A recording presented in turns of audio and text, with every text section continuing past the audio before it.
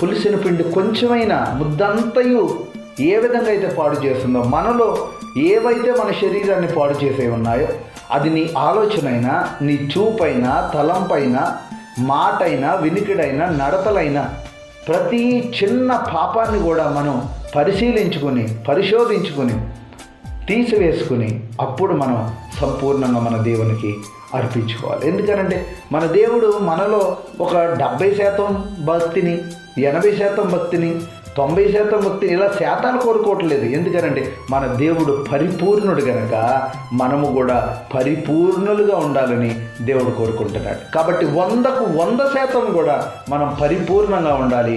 మనలో ఏ 0.001% of any error కూడా, దేవునికి విరోధమైన ఏ పాపము కూడా మనలో లేకుండా మనం పరిశుద్ధంగా కనుక ఉంటే దేవుని యొక్క మహిమను మనం పొందుకుంటాము. దేవుడు మనందరినీ దీవించును గాక. ఆమేన్.